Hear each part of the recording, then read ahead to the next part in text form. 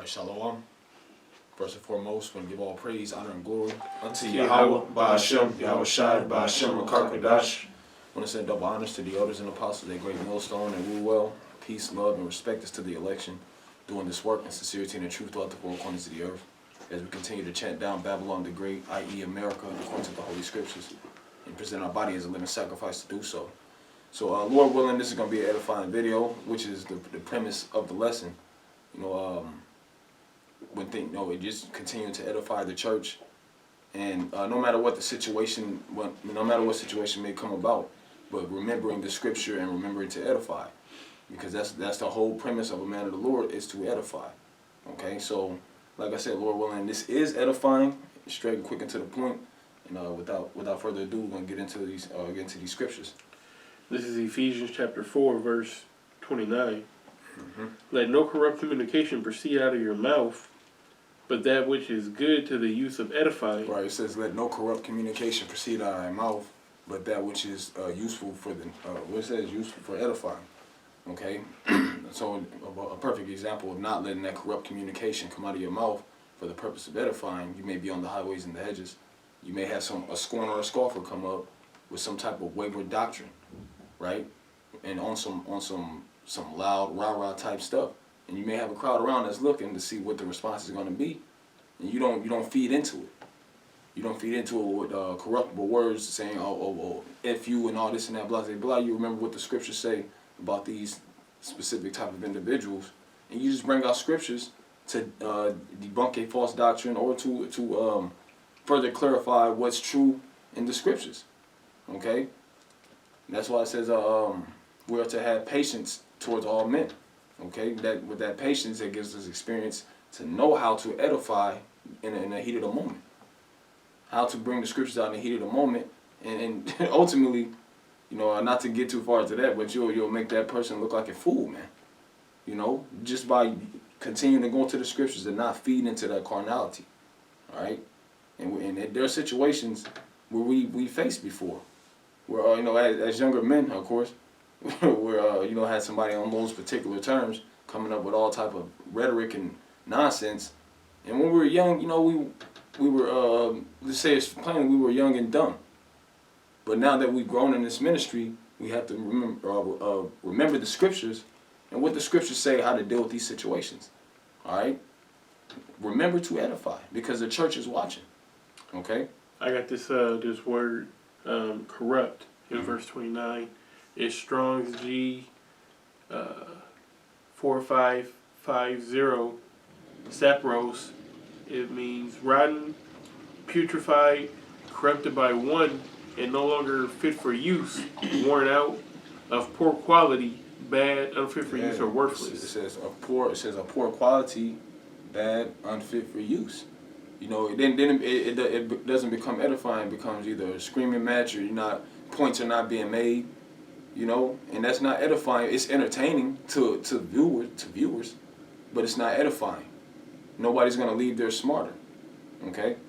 And ultimately that rolls into the ministry being blamed because the ministry tells you how to deal with that type of situation. So when people that are watching around, they see these things like, oh, okay, they just like to argue. Okay, cool. But that's why we have to remember these scriptures, man. The Apocrypha says, "Let wisdom meet thee in every thought."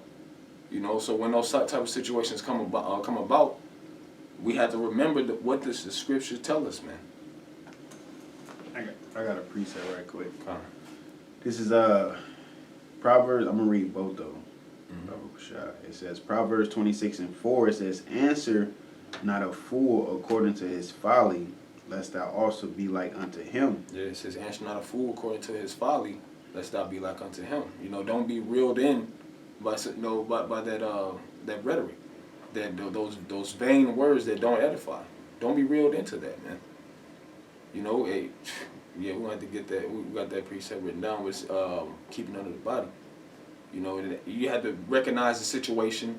What's the point that they're trying to make, and answer them according to the scriptures. Right. And it says, "Answer a fool according to his folly, lest he be wise in his own conceit." Yeah. So like, you don't sit and deal. You deal as much as you can. You know what I'm saying? If they don't agree with you, they don't agree with you. That's something that you gotta accept as well.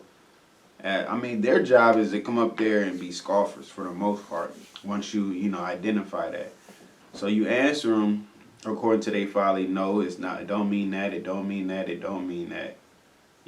But you also don't answer them when they just just throwing out questions after question after question. After you see that they're not really trying to have their questions answered, you don't deal with that person. Or if they want to keep talking over you or just keep bringing out multiple points and you just see, you can tell. Like it says, try the spirit by the spirit.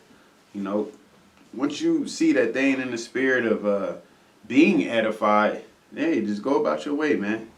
Like you see multiple brothers, just go ahead, go down the street, So there's a balance to it, basically, There's a balance to it. Sometimes you answer, sometimes you don't. When things starting to get out of hand or start to become unedifying.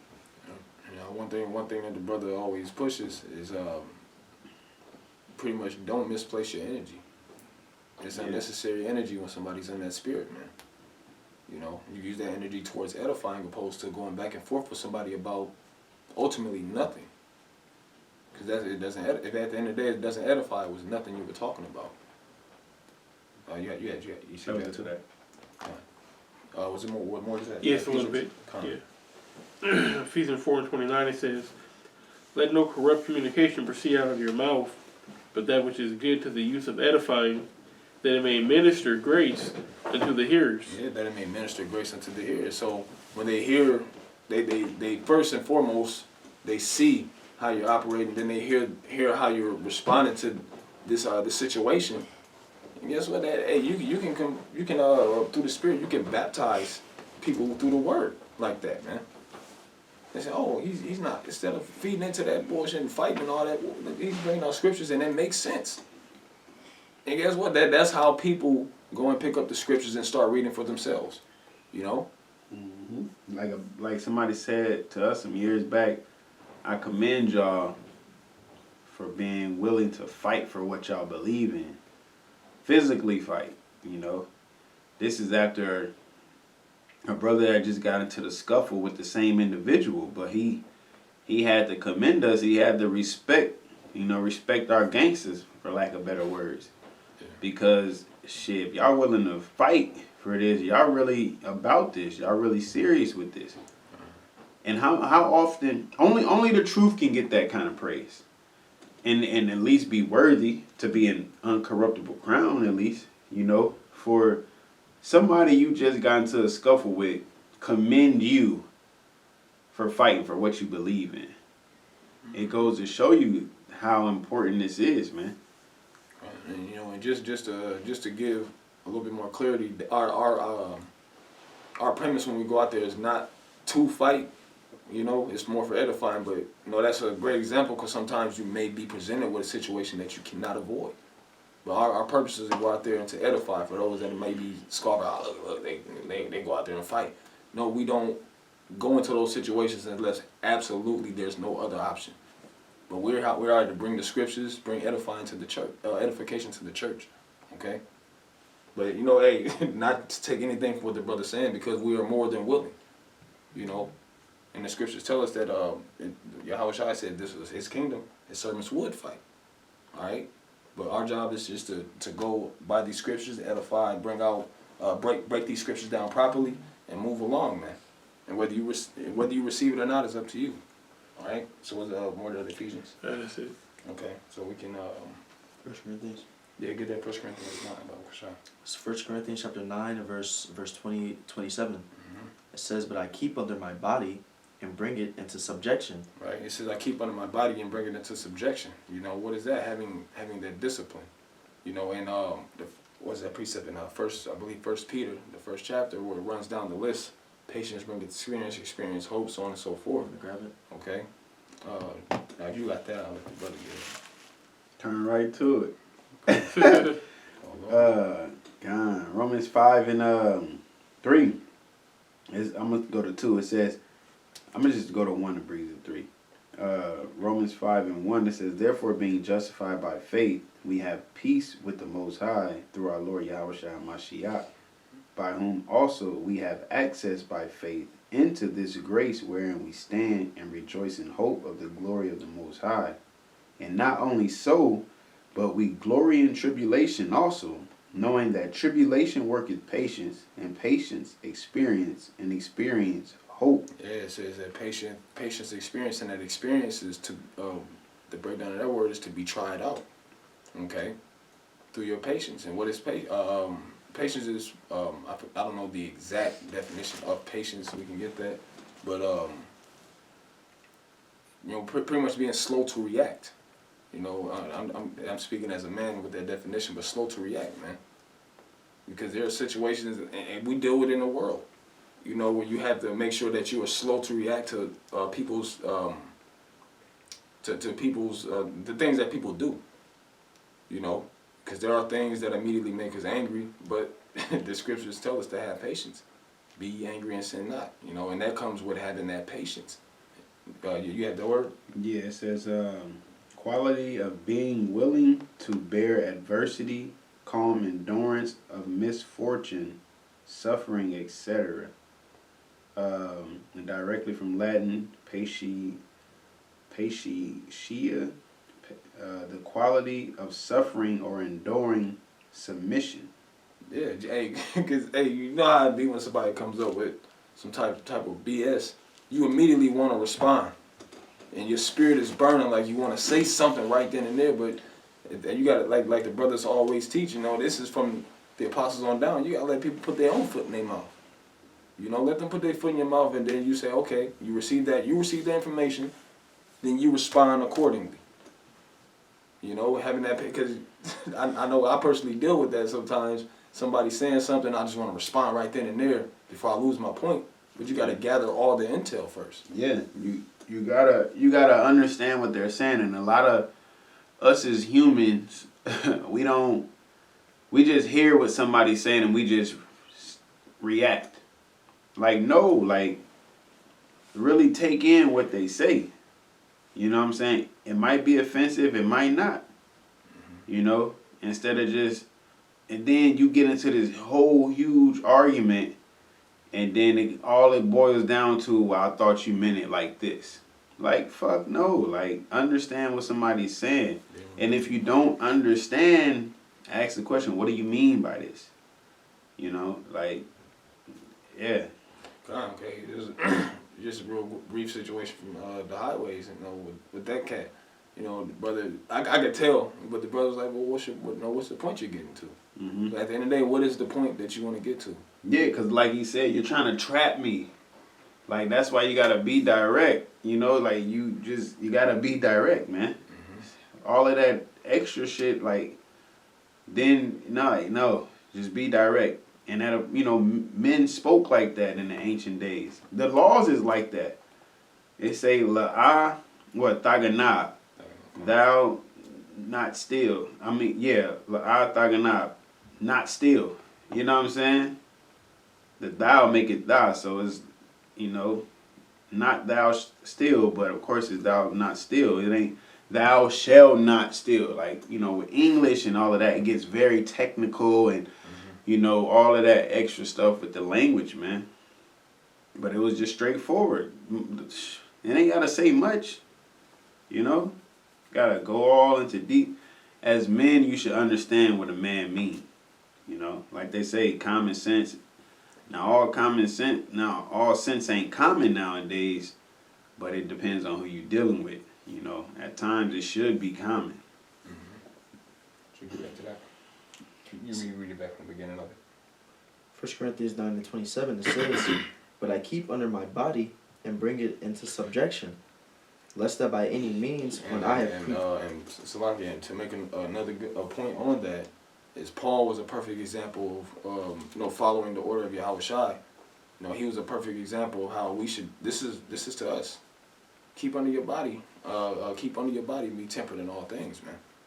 Okay? You go ahead, bro. You want me to get a definition of word subjection? Something. No, you don't have to do okay. So it says, lest that by any means, when I have preached to others, I myself should be a castaway. Yeah. So the thing, pretty much, I don't just teach these things. I practice these things. You know, because it says at least. Let me read that last part again. Lest that by any means, when I have preached to others, At least by any means, when I teach to others, I myself should be a castaway. I myself shall be a castaway. All right, having that, I don't only teach about discipline and being temperate in all things, but I actually practice this myself, because if I don't, the Most High is going to spew me out of His mouth, man. All right, and there's a precept in the book of Sirach. It says there's one that wise and teaches many, but yet is he unprofitable unto himself. Why? Because you're not practicing what you're preaching.